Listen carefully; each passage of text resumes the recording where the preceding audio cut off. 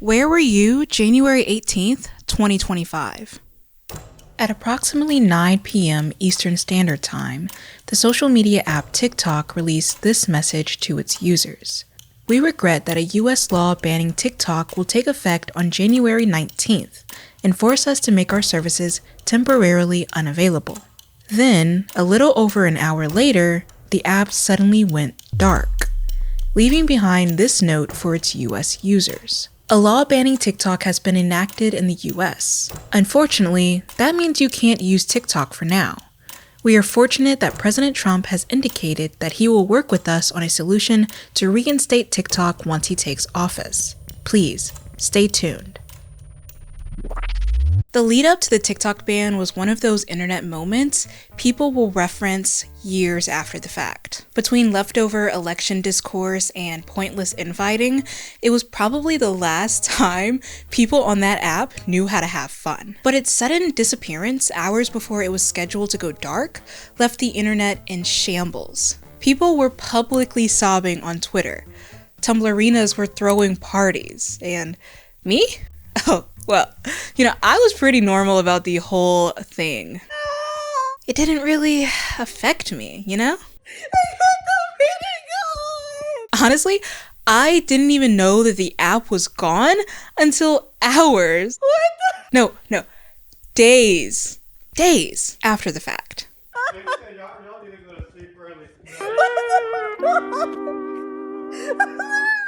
I guess I'm just built different. TikTok was only banned for a whopping 14 hours. That's a quicker resurrection than literal Jesus Christ. It was as if the app never disappeared in the first place. When TikTok reappeared, it came with this message. Thanks for your patience. As a result of President Trump's efforts, TikTok is back in the US. According to netizens, something felt off about this whole operation. Why was the app banned only to return less than a day later? What role did the incoming president play exactly? And why are the vibes suddenly so rancid in here? TikTok was revived, but people claim it came back wrong. Like a long-dead relative who shows up on your front doorstep one night, lacking the familiar warmth, inside jokes, and carefreeness you would come to love. What the hell happened? This conversation is bigger than you think. The rise, fall, and possible comeback of TikTok speaks to our fluid relationship with big tech and big data. Not only does the app's ban impact the United States as a country, it also impacts those within it, residents, and perhaps even more pertinent, media consumers. This is a convoluted tale of censorship, fascism, apathy, and tech capitalism. TikTok is going down in internet infamy, and all of us are going down with it.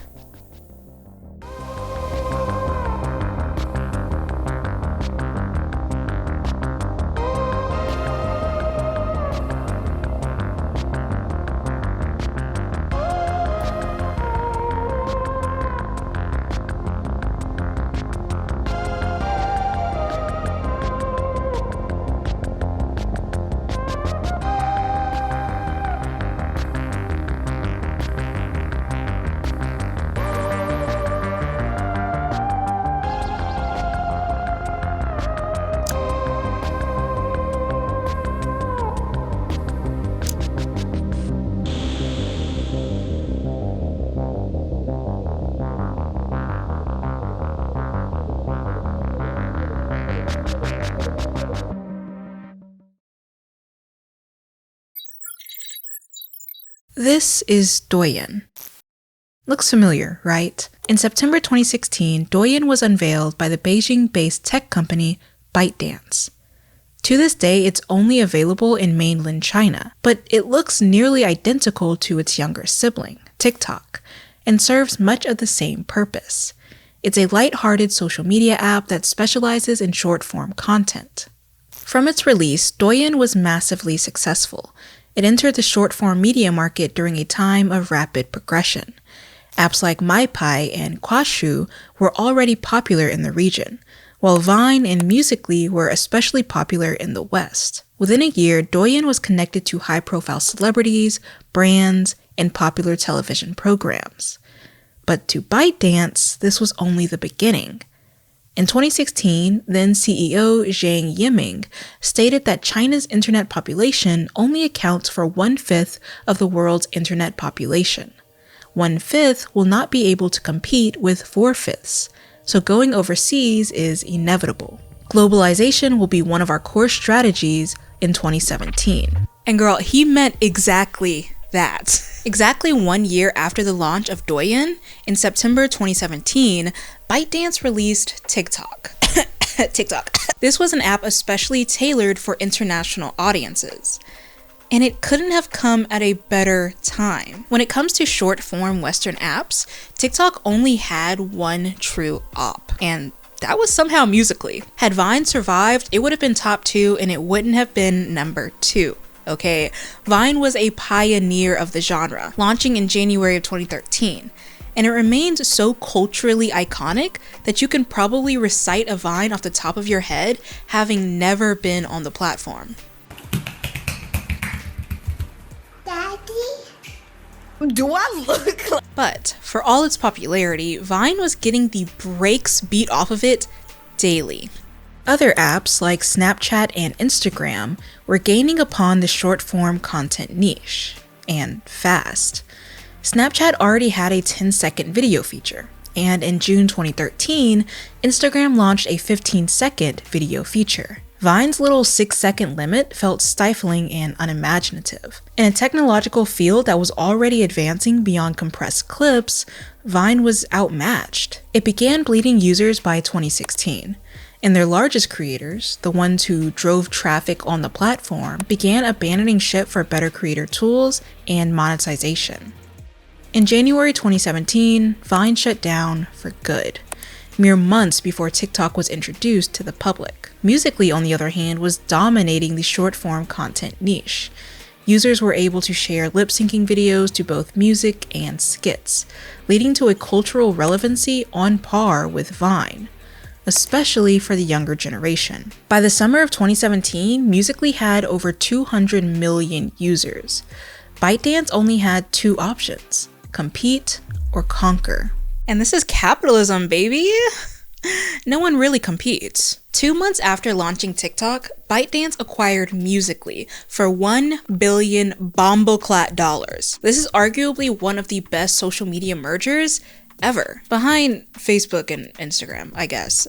In that case, it's the best in terms of longevity, not user satisfaction, because Facebook and Meta products are damn near unusable these days. The tech world has a graveyard of failed mergers and brand acquisitions, none of which were cheap. Twitter bought Vine in late 2012 for $30 million, and the app folded like a lawn chair within 3 years. Yahoo bought Tumblr in 2013 for $1.1 billion and proceeded to cause such a fucked up chain of events that the platform was nearly defunct 6 years later and was resold for $3 million. These flukes are mainly due to short-sightedness, an unwillingness to adapt, or just outright ignorance of a platform's culture. But ByteDance's acquirement of Musical.ly was significant to its growth. By merging with an app already popular in its desired consumer market, TikTok was able to supercharge its success. By early 2018, mere months after launching, TikTok was a tech startup's wet dream, and it was faring well against its competition. In 2018 and 2019, it surpassed the big 3 social media sites, Facebook, Instagram, and YouTube, as the most downloaded app in the Apple App Store. 2020 saw an even greater surge. During the first quarter alone, TikTok became the most downloaded app in the world. By 2021, TikTok had over 1 billion users and $4 billion in ad revenue. You don't need me to tell you how popular TikTok is. Its rise to fame is evident all around us.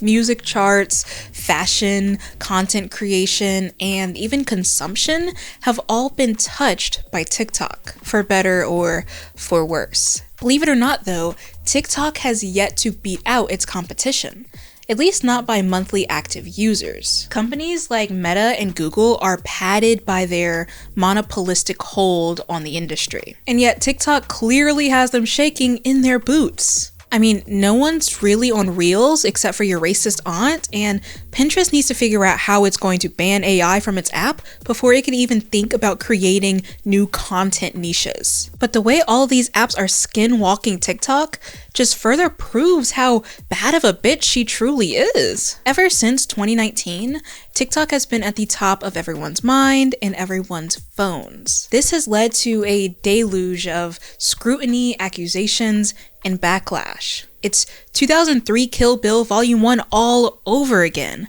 Girl, they're about to tear this bitch apart.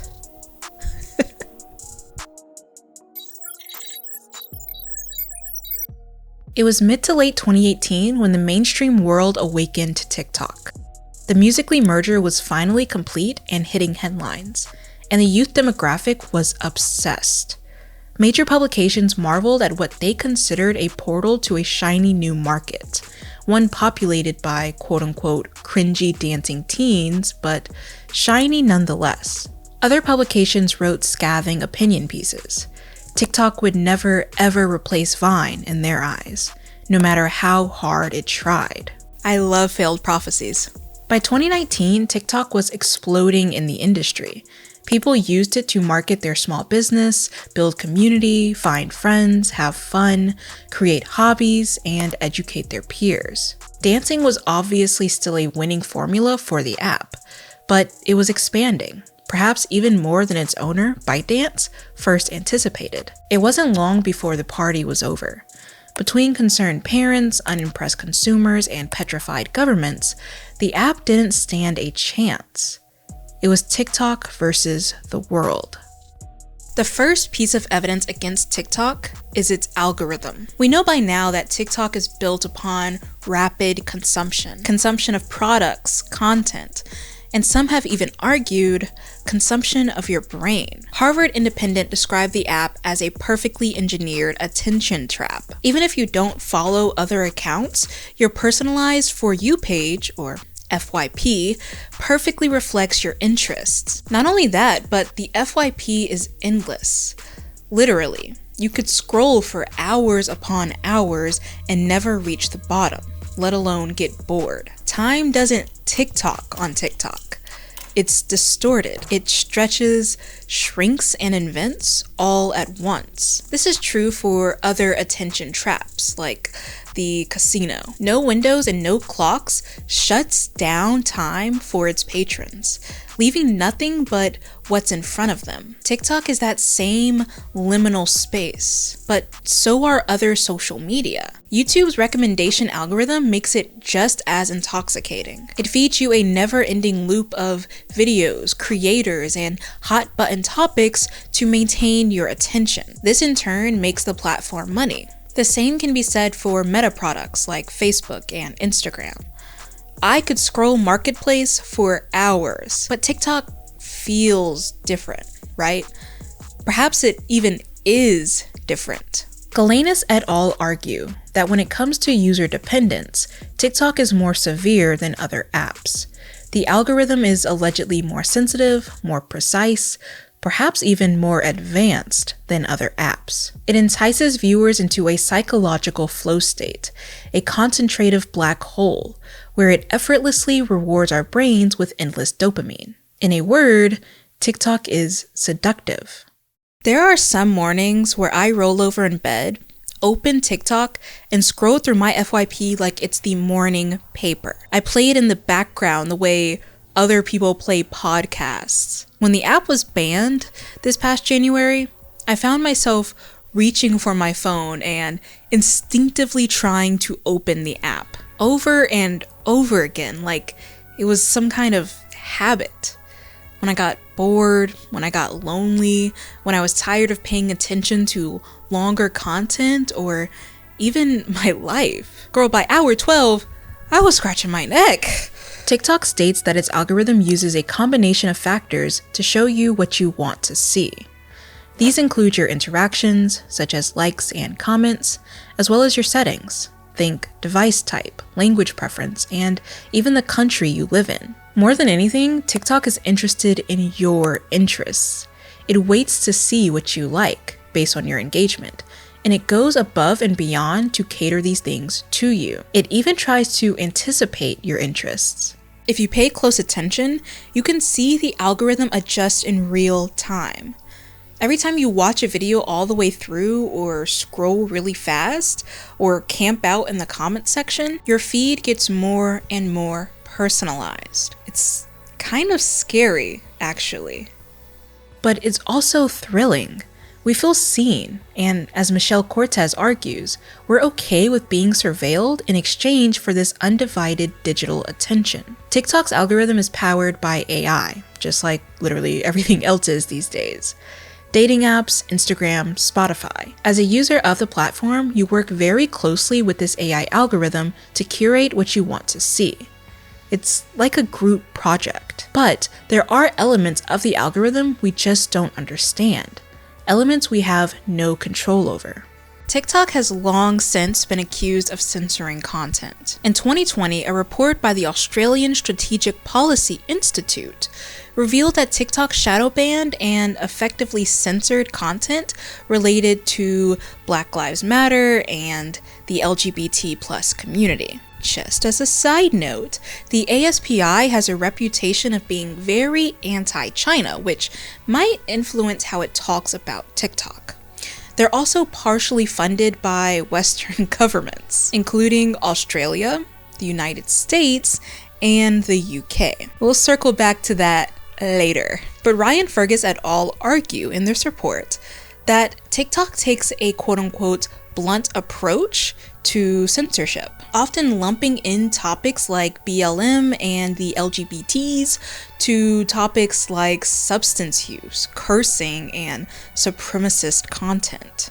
ASBI conducted a study on various hashtags on TikTok and found that the following showed evidence of being shadow banned. Topics referring to police brutality like ACAB, topics related to the LGBT+ community such as the words transgender, gay, or lesbian, and topics related to government officials such as Trump, Obama, Putin, and Kim Jong-un. There is also alleged evidence of content that is critical of the PRC, or Beijing specifically, being shadow banned on the platform. In terms of shadow banning topics like ACAB, Ryan Fergus et al. Found that alternative hashtags, such as anti-ACAB, were not being hidden in the same way, leading the authors to assume that TikTok was intentionally shadow banning these topics. It wasn't just some glitch. In fact, in late 2019, a former content moderator for TikTok alleged that managers in the US had instructed moderators to hide videos that included any political messages or themes, not just those related to China. End quote. Furthermore, Fergus et al. Argues, quote, TikTok has often stated its willingness to adhere to local laws in its terms of service. End quote. Here's the final nail in the coffin.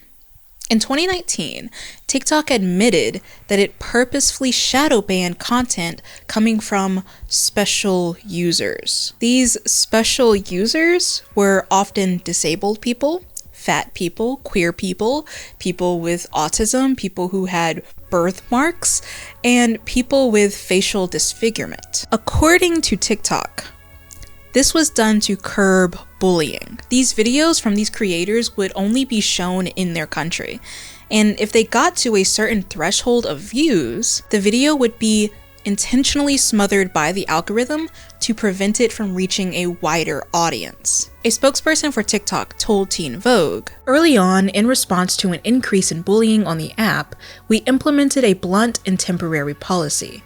This was never designed to be a long-term solution, but rather a way to help manage a troubling trend until our teams and user-facing controls could keep up." They claim to no longer do this.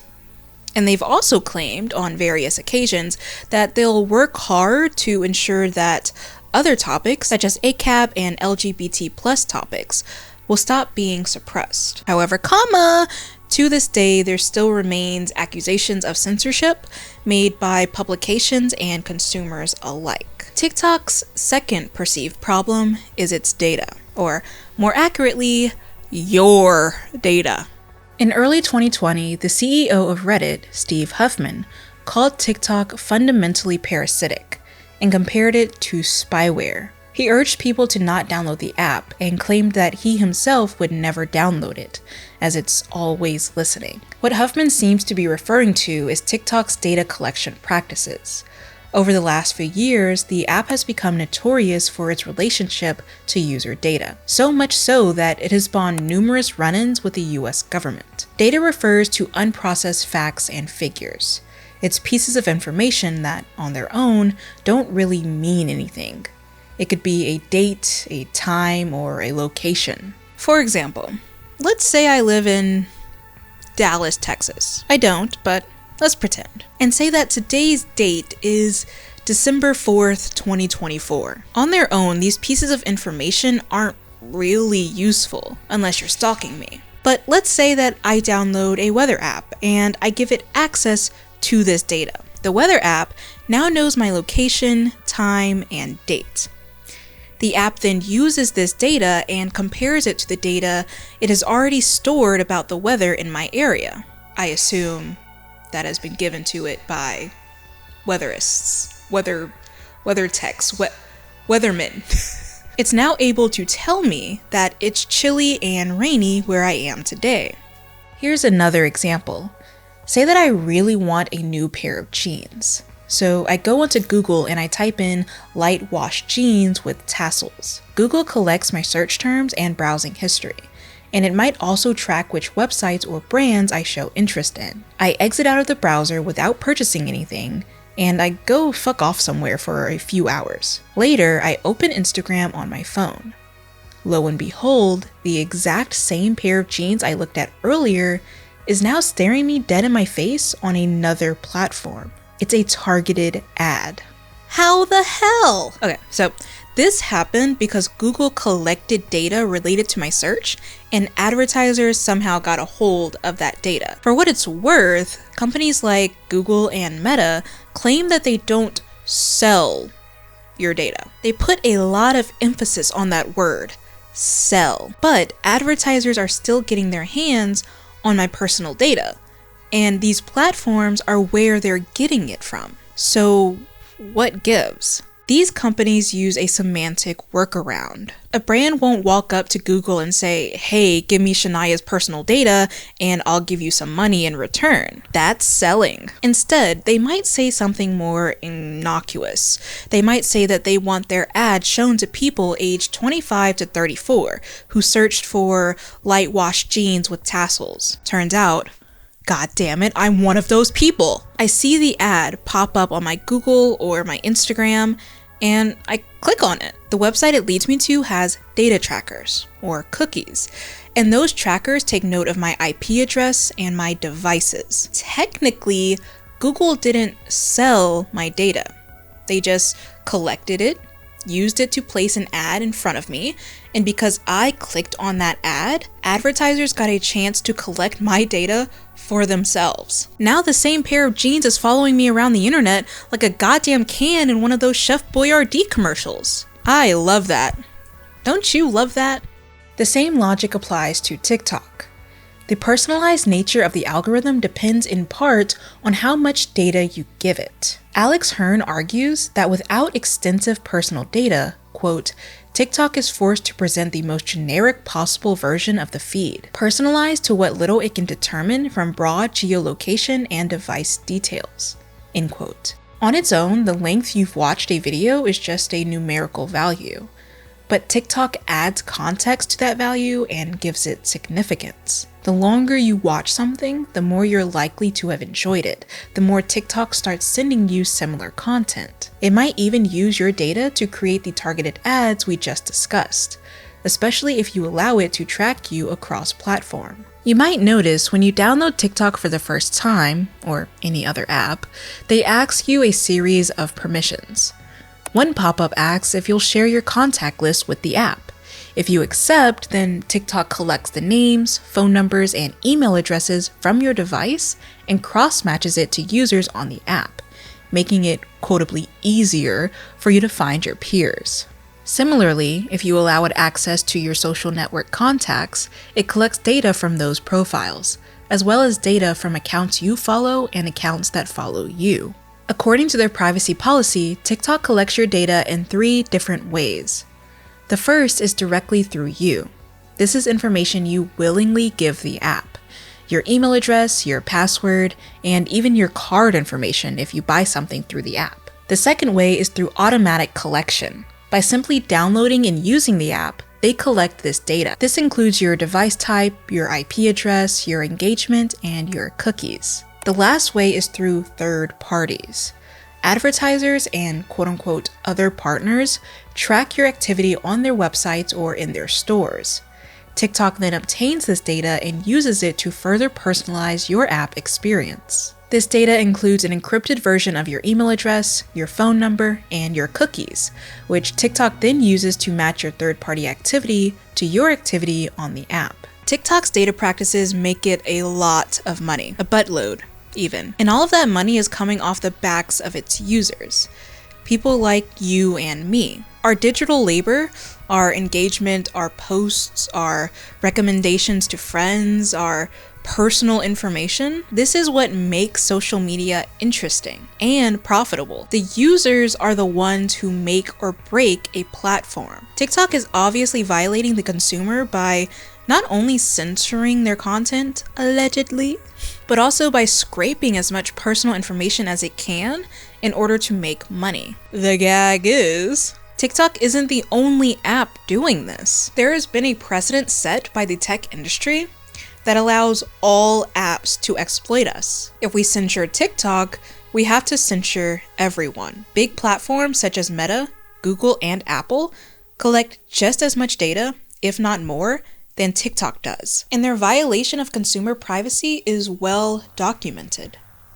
In 2019, YouTube and its parent company, Google, were made to pay a record-setting fine of $170 million for violating the Children's Online Privacy Protection Act. That's a mouthful. AKA COPPA. COPPA seeks to protect children from data mining on websites and other online services. By default, YouTube uses behavioral advertising, aka targeted ads. They track users' online activity by way of cookies or other identifiers, and these users are shown ads based on their interests. While channel owners like myself can toggle the setting off, YouTube seems to intentionally disincentivize us from doing so, stating that turning off behavioral advertising significantly reduces ad revenue. This can be scary for the people who don't make a lot of ad revenue to begin with, depending on their RPM and YouTube's constant demonetization efforts. In a complaint filed by the FTC and the New York Attorney General, it's alleged that Google and YouTube knowingly allowed children's data to be collected for behavioral advertising,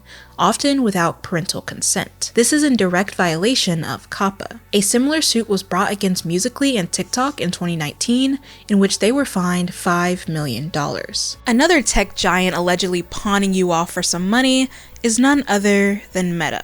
This should come as no surprise. Their class action lawsuit lasted years, tarnishing Facebook's reputation and costing Meta $725 million.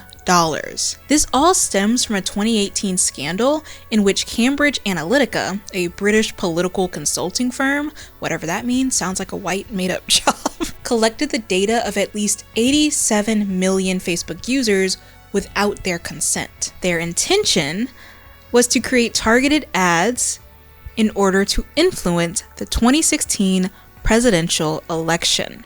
And this is a tangent. I am so sorry. This is a tangent, but it's nuts. It's straight macadamia. I have to include it. So Cambridge Analytica was alleged to have immense ties to the Tories, which is a conservative party in the UK. But they also worked with United States politicians. Some of Cambridge Analytica's biggest donors were extremely wealthy people. People like this guy, Robert Mercer. He's a hedge fund type of guy, which is pure gibberish to me, besides the fact that it apparently makes him a lot of money. Lots and lots of money. He uses this money to fund the campaigns of conservatives in both the UK and the US. In 2016, Robert Mercer was the largest donor for Make America #1, also known as Defeat Crooked Hillary PAC, because this country is run by children.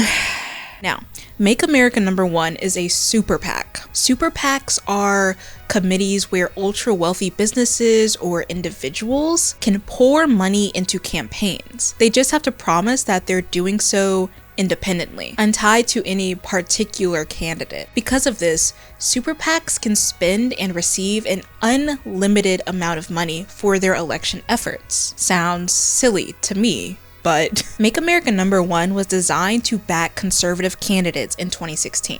Both Ted the Zodiac Cruz and Donald Trump. This super PAC also employed Steve Bannon. Now, I need you to really lock in here because Steve Bannon is going to come up 40,000 more times. He's inescapable. Every time things get a little weird, there's Steve. Every time you think, that sounds a little fascist, there's Steve. What the fuck's your fucking problem? Why is he always here? Do, Steve. Rumor has it that Robert Mercer and his family somehow got Steve a position first as the CEO of the Trump campaign. There's a helicopter above my house. And then as a White House chief strategist in the first Trump administration. Not only that, but Steve Bannon was also part owner of Cambridge Analytica at the time. This is considered a I'm so scared.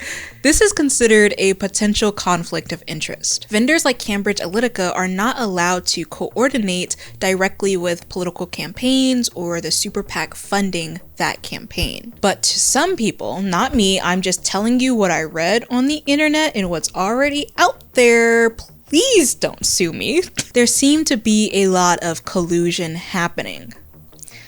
Allegedly. Brenda Fisher argues that, among other accusations, Mercer's pro-Trump super PAC contracted with one company partially owned by Trump's campaign CEO, which subcontracted with another company owned by Trump's campaign CEO to produce and target ads supporting Trump. The super PAC spent millions, more than 3 million actually, to create anti-Hillary Clinton campaigns. Steve Bannon's production company was also allegedly involved. And it gets even weirder. According to a complaint filed by the FTC, in 2015, Cambridge Analytica and its CEO, Alexander Nix, mined user data from an app designed by some other guy. He's also named Alex, but not really important. The app was called This Is Your Digital Life. Hundreds of thousands of Facebook users engaged with this app, and their data was allegedly collected without their consent. What's worse is that these users also unwittingly handed over the data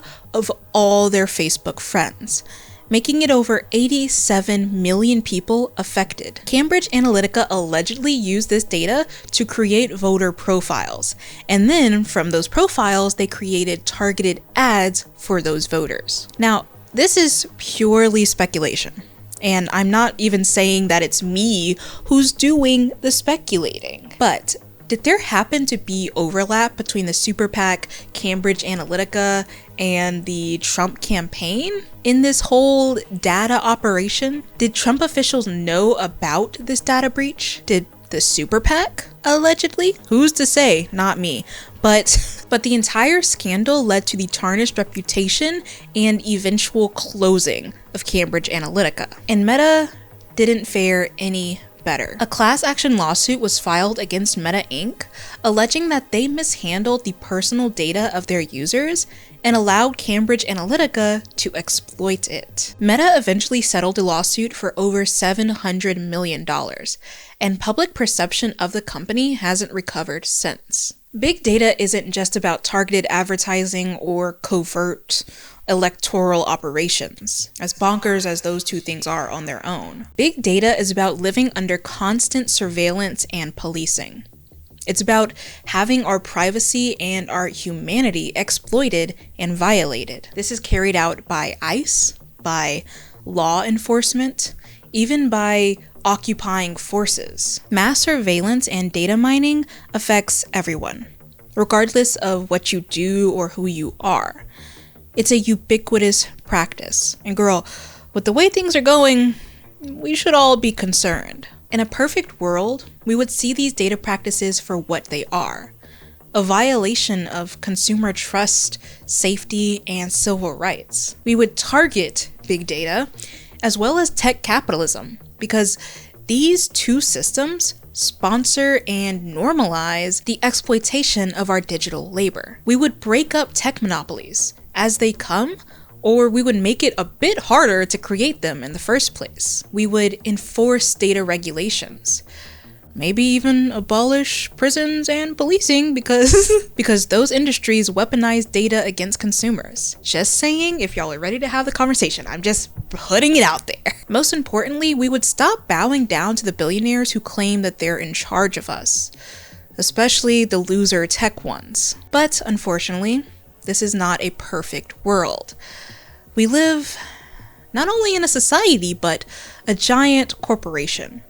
And corporations don't care about consumers beyond making money off of them. We see this especially in how certain governments treat TikTok versus how they treat other tech leeches. Instead of caring about, basic human rights, the US has chosen to make this moment about nationalistic capitalism.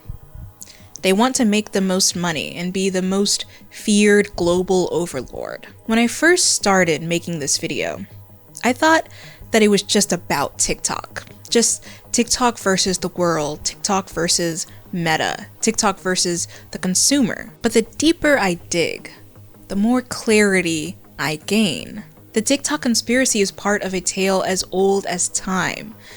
You and I just so happen to be caught in the middle of the longest dick measuring contest in history. Did you know that TikTok was almost banned in 2025? In August of 2020, nearly 5 years ago, then President Donald Trump signed an executive order banning TikTok, with the hopes of getting its parent company, ByteDance, to sell its US assets to an American company. This never really came to fruition, and the Biden administration played around with it a little bit before ultimately deciding, you know what? Hell yeah. For you, I'll inherit the beef. Trump's 2020 order alleged that TikTok mined sensitive data from US users, which put the nation at risk of something. I don't know what the US government thinks is going to happen, but they just know it's China that's going to do it. Trump accused TikTok of having ties to the CCP.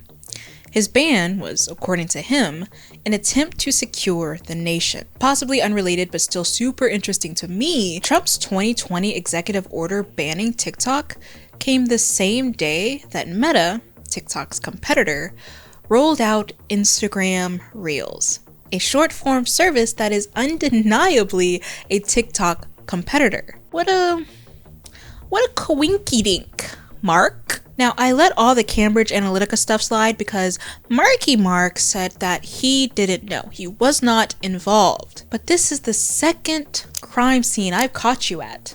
Mark, do you know this man or something? TikTok obviously denounced Trump's 2020 ban, stating that their US data collection resides on US soil, not in Beijing, and it's allegedly overseen by a US team. TikTok also argued that the executive order violated its right to due process and free speech. Sounds real familiar these days. Most interesting, though, is this attorney's statement made on behalf of the company.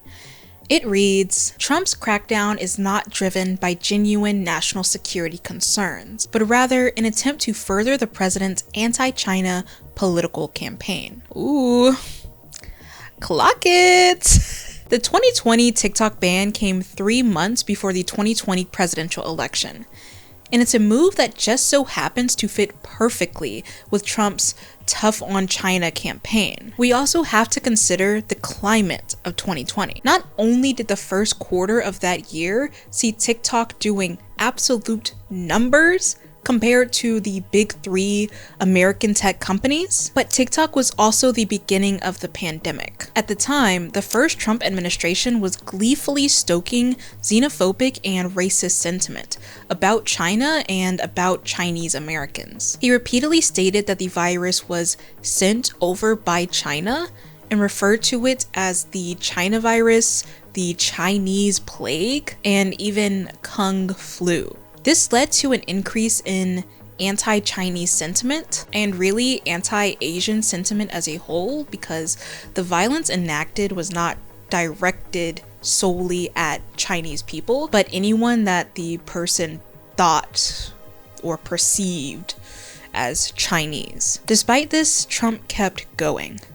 In October of 2020, he addressed the nation, stating that China would pay a big price for what they did to the world and to America. Then Vice President Mike Pence shared similar sentiment, stating that America would hold China accountable for the pandemic. Trump also went as far as parroting a far-right conspiracy theory alleging that China intentionally created the virus in a lab with the sole goal of committing biological warfare against America. This is very obviously not true and is yet another white supremacist conspiracy designed to sow division and justify violence. So there's that. Trump's depiction of China during 2020 is just one piece of a constantly evolving, long-winded history of his anti-China sentiment.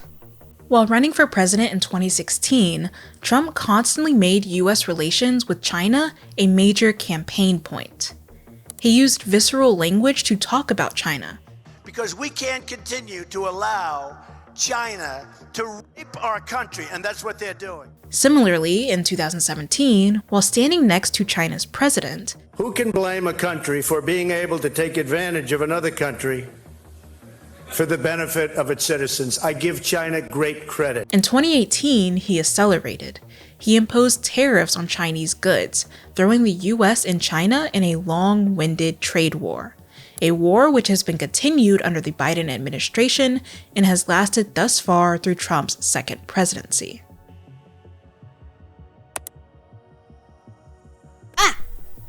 Oh, sorry. It's just Steve Bannon. Remember him? Yeah, well, he was fired from his position as Trump's chief strategist in 2017. Everyone alleged that the split was amicable. Trump kept the House, and Bannon kept the alleged white supremacist news site. In 2019, PBS Frontline published a documentary about Trump's terrific relationship with China, and it featured none other than Mr. Bannon. Bannon noted that Trump has always been a little tough on tariffs, even before he became president. Back in the 80s, his focus was on Japan. Next to China, they were considered a major threat to America's economic domination. But then in the 90s, Japan's growth began to stagnate, while China was rapidly growing. You could see Trump's political focus follow this change. China was now the enemy. In the PBS Frontline documentary, Steve Bannon stated that Trump was a big fan of Lou Dobbs, and that he had watched him for 30 or 40 years. Lou Dobbs is dead. But before he kicked the bucket, he was a political figure in radio and television. He was also super mega concerningly right-wing. He peddled conspiracy theories about Barack Obama's citizenship status. He regurgitated vile anti-immigrant rhetoric, and he was also caught up in the effort to overturn the 2020 election, in the process costing Fox News a lot of money. Trump has gone to inherit all of these beefs, especially Dobbs' beef with China. Dobbs routinely referred to the PRC as communist China, and he did not mean it as a compliment. He continuously hosted televised segments on how China is, in various ways, a danger to America. This language is significant to the war on TikTok. Portraying China and Chinese products as threats to America is a tactic used by everyone, from TikTok's competitors to the American government. In February 2022, Meta faced a massive dip in market value, especially after a funky Q4 report, where TikTok was cited as a major rival. On this Q4 call, Mark Zuckerberg stated that TikTok was rapidly advancing in the market, and that Meta needed to desperately catch up. That same year, in 2022, the Washington Post alleged that Meta was paying a right-leaning consulting firm to lobby against TikTok. The goal of this lobbying was to allegedly take the heat off of Meta, who, remember, at the time, was fighting for their life in court. In order to achieve their goal, Variety and the Washington Post argue that Meta and this right-leaning consulting firm used astroturfing and scorched earth tactics to portray TikTok as a foreign threat to American children and American society. We knew that Meta has tried to reheat TikTok's nachos with its short-form service, but by allegedly presenting TikTok as this evil foreign threat, Meta has also tried to reheat the American government's nachos too. I know Mark Microwave, tired as hell. In late 2019, TikTok and other tech giants were called to speak in front of the Senate Judiciary Committee. More specifically, they were invited to the Crime and Terrorism panel, hosted by Missouri Senator Josh Hawley. This panel was intended to examine, quote, the tech industry's relationship to China, end quote. And TikTok declined the invitation. According to a TikTok spokesperson, they were not given enough time to find and prepare a witness for the panel, and so they didn't. This absence sent politicians into a rage, especially Josh Hawley. Throughout his career, Hawley has been a very vocal big tech hater. He argues that tech giants like Facebook and Amazon are tyrannical, not just because they profit from user data, but because they supposedly censor conservative voices. If conservatives are so silenced, why the hell do I keep hearing from them? This is supposedly 1984, right? Is Big Brother just not doing his job or something? Hawley has gone on Twitter tirades about big tech, he has written a book about it, and he has taken his views to the Senate on multiple occasions. But there's something that Senator Hawley hates more than big tech. Listen to some of his tweets. China is trying to poison us with fentanyl. TikTok is an espionage tool and a propaganda machine for the communists. TikTok is digital fentanyl, and it's controlled by the CCP. Ban it. There is no big tech company more malevolent than TikTok, the spy arm of the Communist Chinese Party. Ban it. Damn. Is it just me, or do these tweets about TikTok have absolutely nothing to do with TikTok? It's like a Trojan horse. At face value, Hawley really hates this dancing app, but deep, not that deep down, is a vat of Red Scare evocations and xenophobic discourse about foreign enemies. There's even a competitive tilt to his words. Look, I'm no historian, nor am I a political scientist. I make pop culture videos on the internet. Move this. It takes balls, of which I am now figuratively pulling out of my pants and slapping onto the table between us, to admit that I don't know enough about the history or the implications of US-China relations. I need to read a book. Or 30. But I do know something about some things. When it comes to the hate triangle between TikTok, the US, and China, there's a lot of context to be had. The first bit of context is this.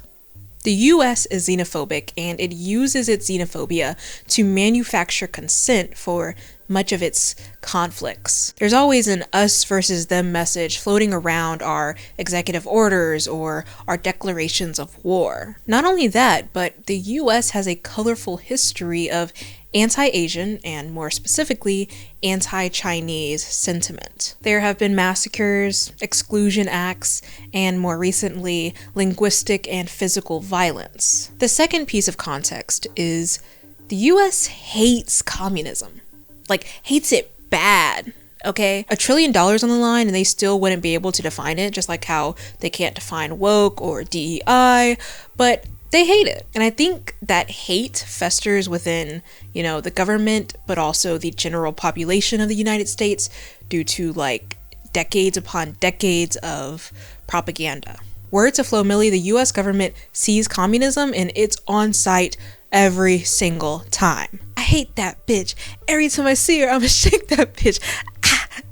is what Joseph McCarthy was probably thinking during the Red Scare. Anti-communist sentiment and anti-leftist sentiment as a whole is yet another thing the government uses to justify violence, deportation, exclusion, and censorship. And while China's relationship to communism is heavily debated, especially in leftist circles, at least from what I've seen from cursory research, the ruling party of the PRC identifies itself as such. And honestly, that is enough for the US government. Hence all of Josh Hawley's tweets. The third and perhaps most pertinent piece of context is this. The United States has been in a global competition with China forever. As of February 2025, the United States describes its relationship with China as strategically competitive. It's kind of like Bring It On. These countries want to be the winning team by any means necessary. They want the best military, the best economy, the best crumping. They'll lie, they'll cheat, and they'll steal for it. More importantly, the United States is competing with China on a technological level. The government has repeatedly attempted to curtail China's investment and advancement of certain technologies. The US State Department noted this year that America is committed to, quote, enhancing the United States' leading edge in critical and emerging technologies, end quote, as well as, quote, ensuring a future rooted in US and allied technology, rather than untrusted technology from China, end quote. Sure, this mainly applies to weapons technology and artificial intelligence, but you saw it earlier. TikTok is technology. It is AI. A nation obsessed with global domination in all trades, including technology, might look upon TikTok's success as a threat. Makes you really think.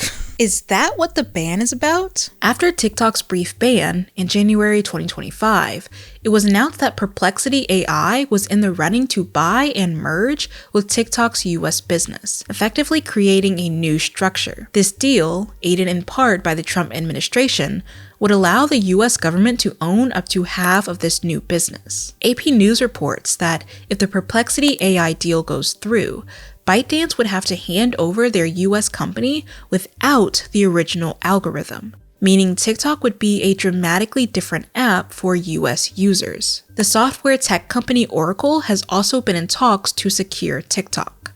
Oracle is a part of Stargate, the recently announced venture aiming to invest $500 billion into AI infrastructure in the United States. The point is, if I'm connecting the dots right, and I think I am, the US's reaction to TikTok is about TikTok's technology.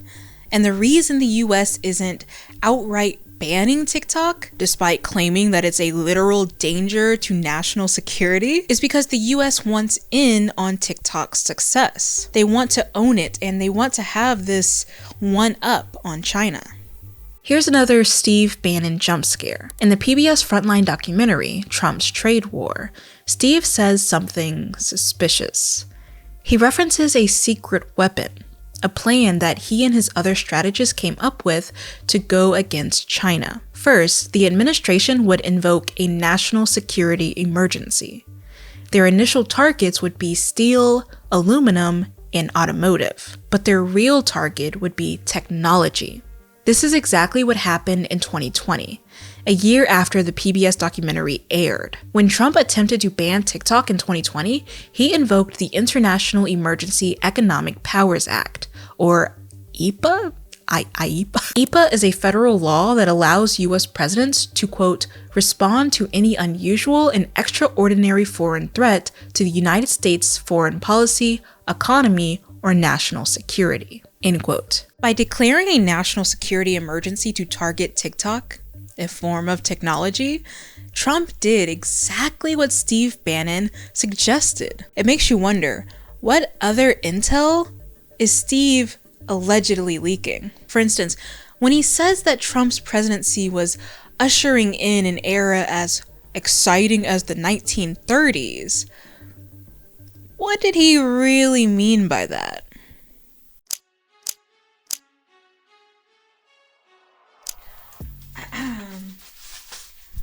I've got a conspiracy theory.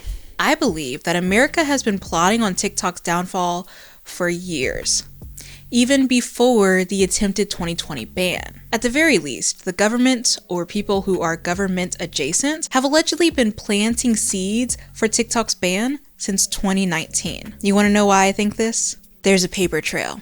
Remember Ryan Fergus et al.'s expose on TikTok's alleged censorship? I told you that the publishing journal, ASPI, was partially funded by Western governments. Big deal, right?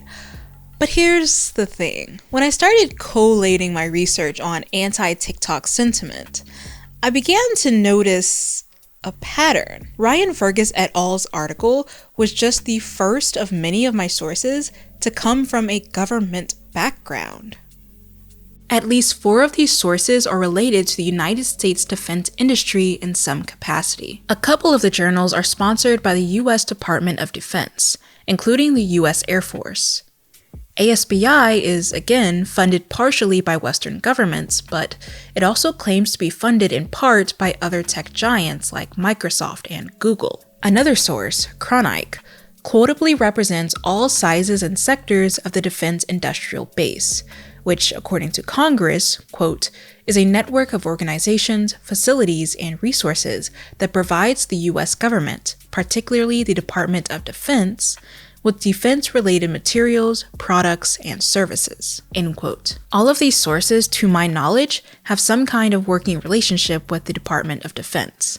They give insight and recommendations to the DoD about national security concerns. The Cyber Defense Review, for instance, published this article by Jessica Dawson in their 6th volume. The journal is hosted by the ACI, which, according to their website, supports the Army and the Army's cyber community.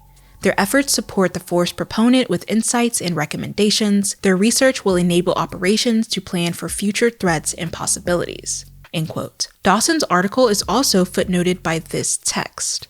Quote, this is a work of the US government. End quote. This article, written by Ainiki Rikkonen, was published in Strategic Studies Quarterly, which has since been renamed to Aether. Strategic Studies Quarterly was a peer-reviewed journal sponsored by the US Air Force. More specifically, its early publications were sponsored by General Teed Michael Mosley, a former U.S. Air Force general and former Chief of Staff.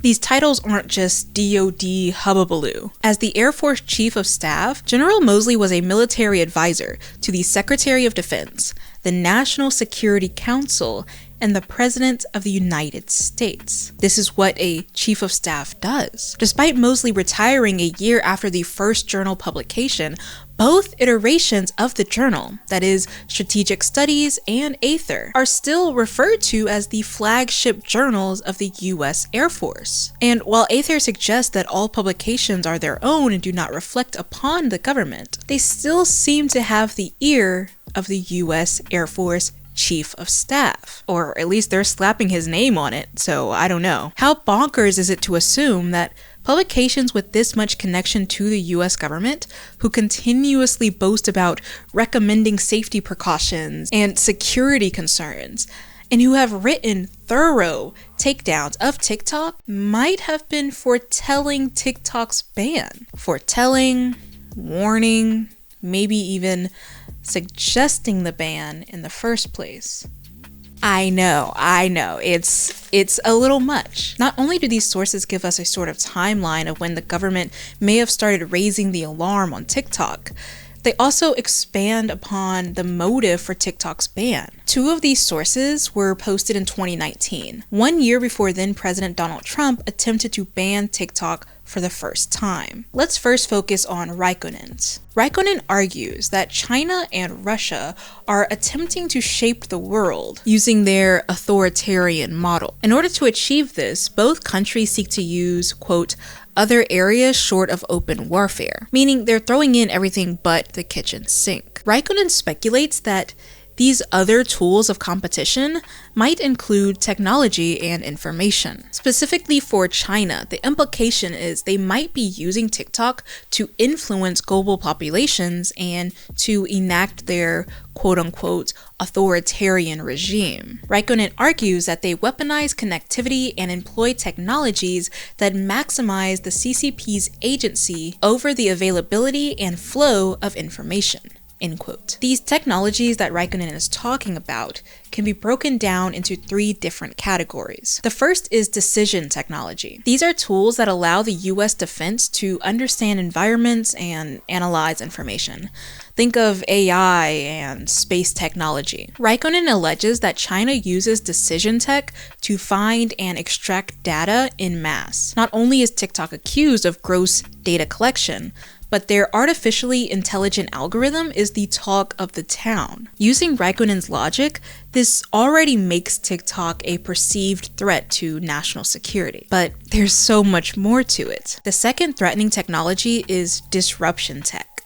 This is technology that can influence information in order to extend state power and influence the international community. Disruption tech also refers to technology that changes the way markets operate, and it changes the way consumers consume. Sound familiar? There is an abundance of articles that analyze how TikTok has shaped numerous consumer markets. From music to dance to social media, TikTok has been so influential, so disruptive, that other tech giants have attempted to steal its whole flow. Not only that, but TikTok has also been accused of influencing both information and audiences. Not only have they been accused of censorship, but they've also been accused of influencing Gen Z's stance on topics such as Palestine.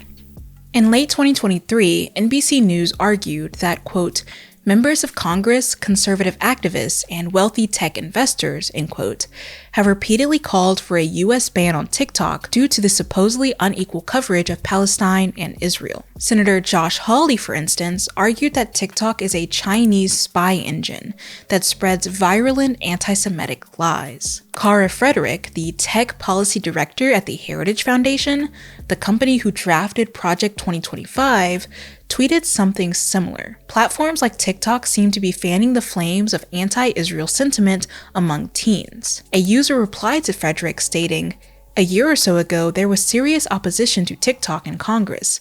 Can that not be rekindled?" To which Frederick replied, "We are working on it at the Heritage Foundation." Interesting.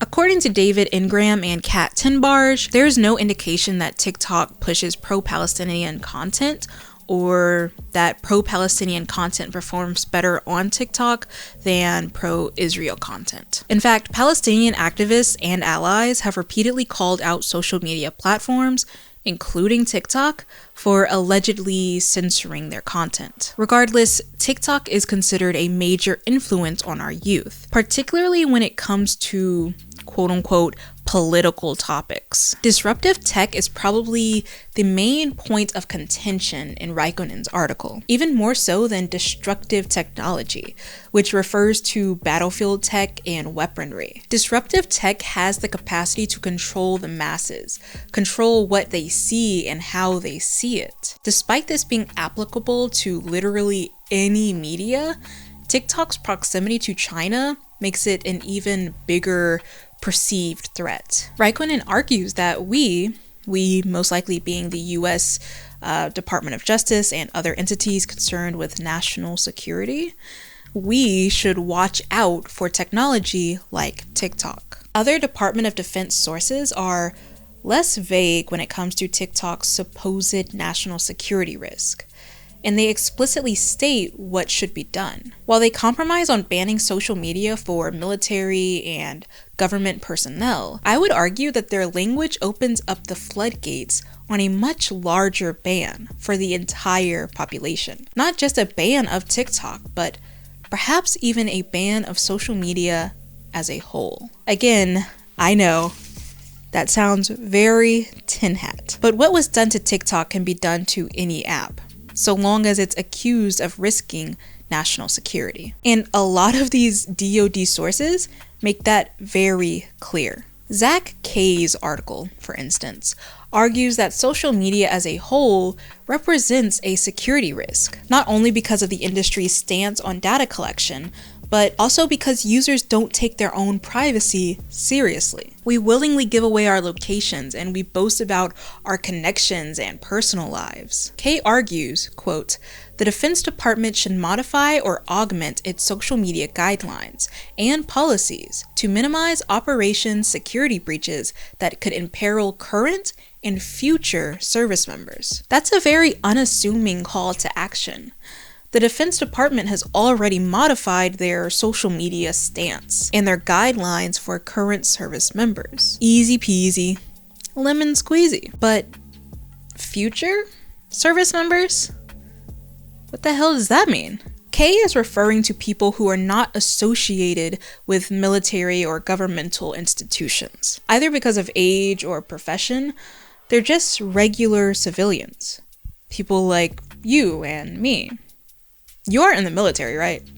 Because that would be awkward. These future service members might, in the future, want to join the military for whatever reason, maybe grooming, but they haven't yet. They're civilians. Kay states, "Some members of Gen Z will pursue careers as warfighters or defense analysts. The data of these people have already been given up to, quote, companies behind TikTok and similar platforms," end quote. This means that social media, especially media run by quote-unquote hostile actors or foreign entities, as Kay describes them, produce a long-term security risk. Quote, "A data packet collected by TikTok can yield useful personal data about the user years after the user deletes the application from their device." Kay doesn't call for an outright TikTok or social media ban, but the language presented in their article lays the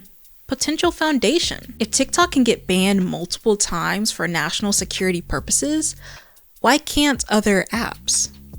If the risk pool for security leaks is the entire country's population, how can we allow anyone to be on social media? This became clearest to me after reading Jessica Dawson's article. Remember, the one footnoted with the words, "This is a work of the US government." Dawson points out that the government has been raising the alarm on social media since at least 2016, and TikTok has only accelerated these fears. Dawson mentions the usual suspects of data collection and the algorithm as national security threats, while she also singles out things like Fortnite and Riot Games as other potential security threats, since they are also partially owned by Chinese companies. Dawson applies her condemnation to social media as a whole, regardless of its country of origin. She argues that the US government ignores the sins of American tech companies in favor of PRC-affiliated companies, and that this bias is wrong.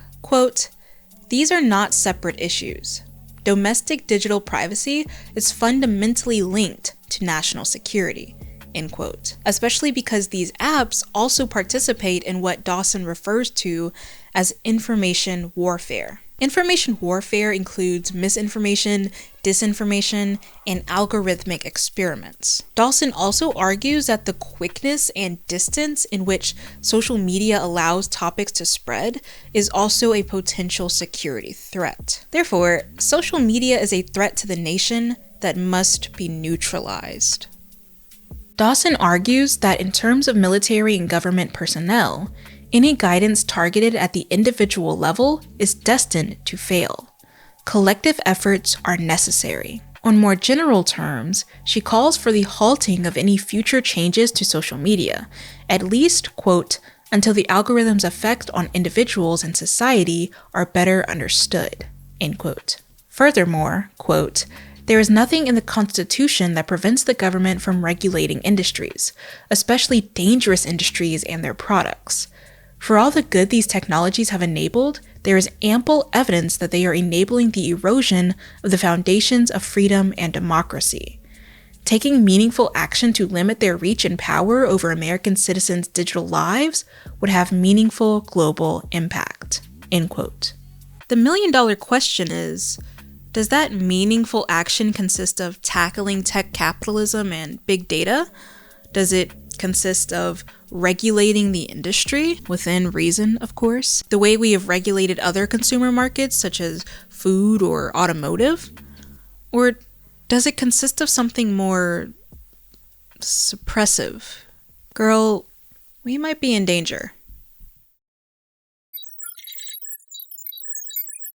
Ever since January of 2025, life has felt a lot like this.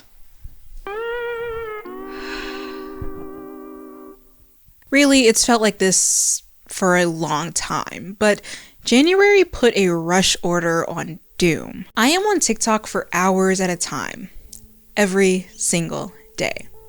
I love TikTok, or rather, I feel chained to TikTok.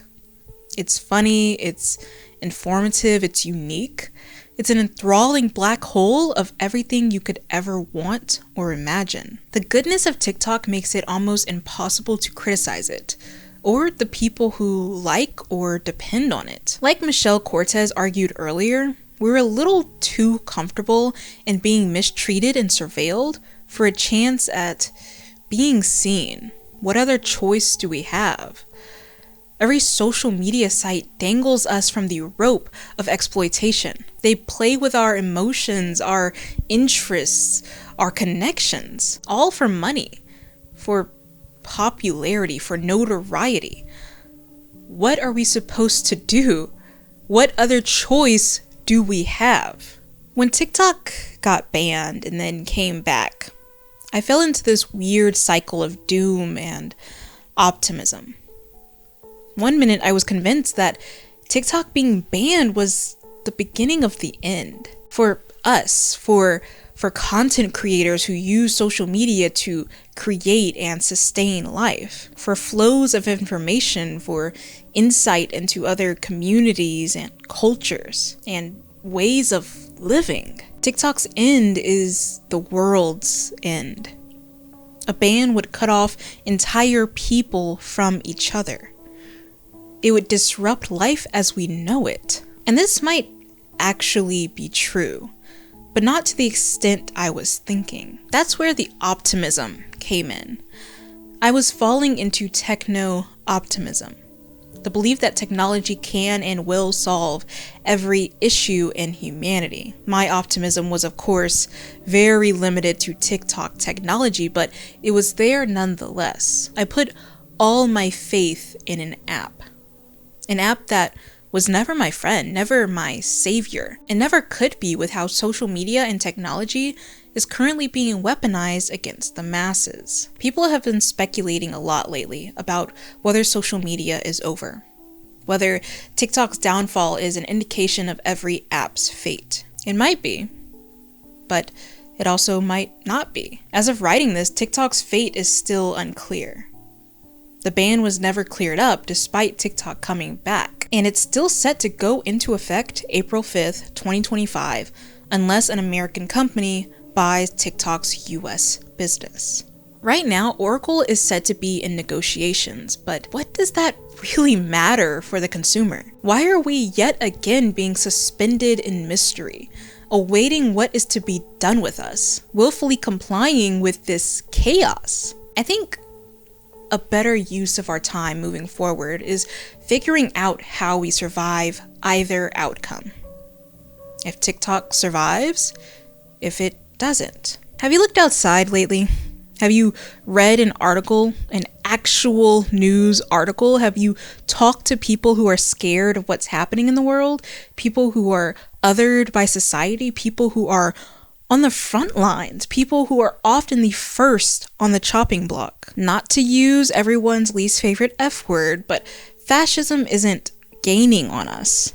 It's not a dot in our rearview mirror quickly gaining speed. It's here in the car with us right now. And it has possibly been our passenger princess for much, much longer than the general population cares to admit. This doesn't just apply to the United States either.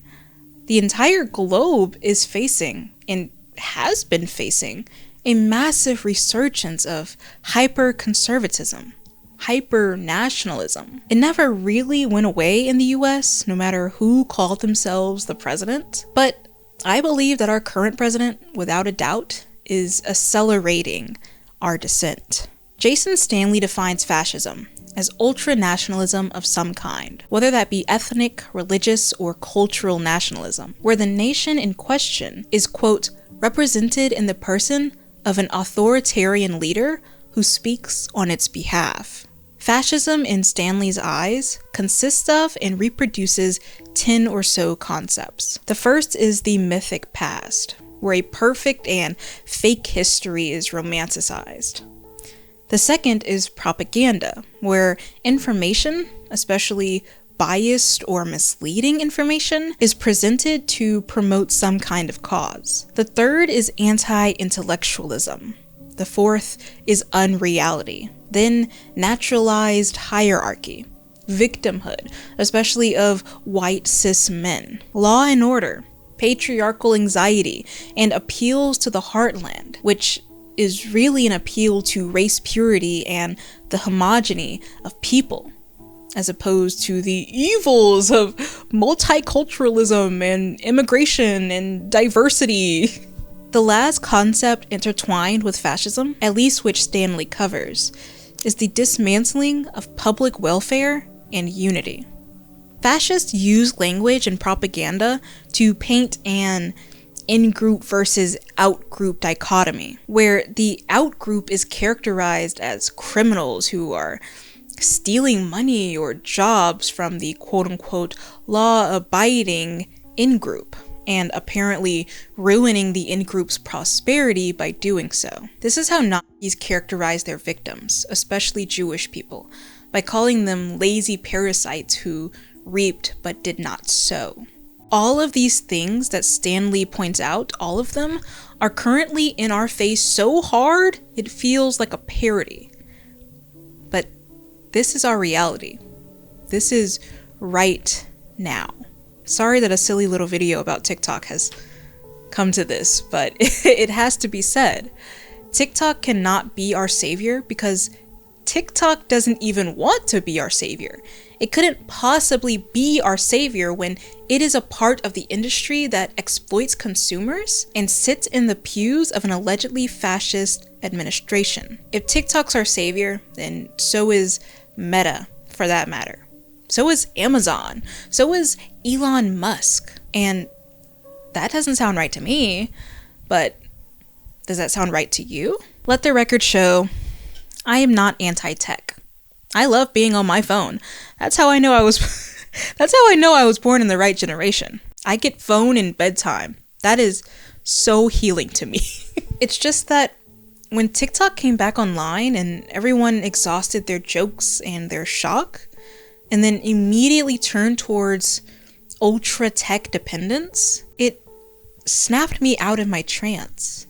By insinuating that TikTok is our only chance at survival against a fascist regime, we are stripping ourselves and each other of our agency, of our humanity. When we become overtly dependent on tools that are given to us, tools which are at the moment controlled by elites who want to abuse and exploit us, we become seduced by helplessness. We start to believe that there's nothing that can be done, no person we can turn to, least of all ourselves or each other. We become panicked, sloppy.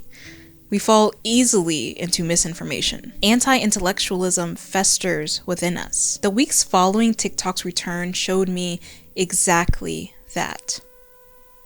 I fear that people expect an app to do the heavy lifting of bringing us out of harm's way rather than the people on or even off the app. We became so used to TikTok's promise of knowing us, of getting us, that we began to hand over the reins of our life to TikTok. We began to give it our responsibilities, our duties. I saw users leaving comments like, "Why won't the news show me this?" under videos that were quite literally posted by news sites. I saw users asserting that certain topics weren't being covered by the news, everything's being censored. But the quickest search in history the quickest, showed me that those very topics that they were referring to were being covered. Now, censorship does exist.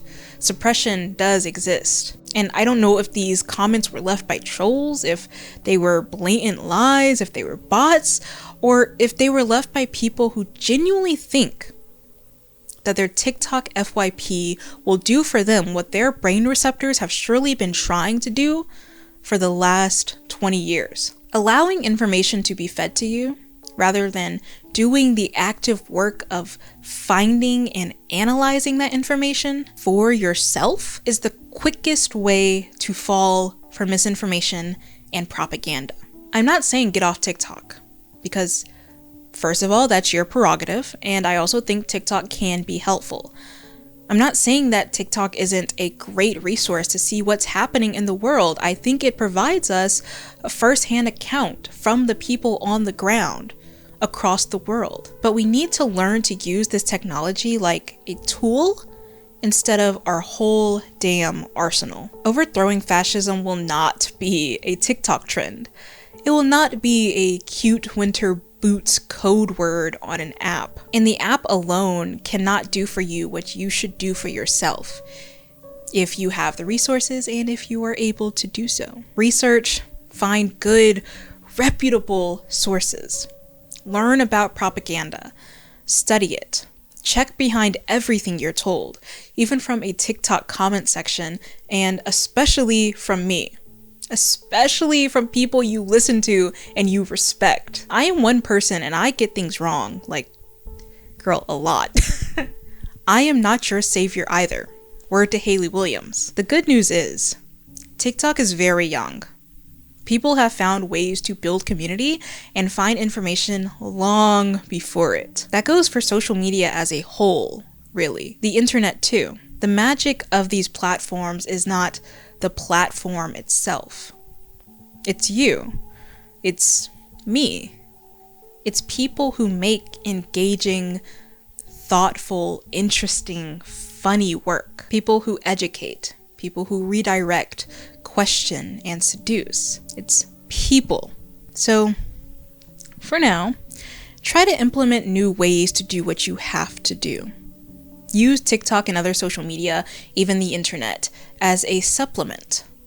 Talk to people, love people, protect people, defend people. Speak up for people. Because what we have and what we need comes from us. Not the rich, not the elites, not the figureheads or violent states or even technology. It comes from the people. For now, I'll close out my tabs and clear my browsing history. This has been another episode of Internet Infamy. I'm your host, Shania. Good night, world.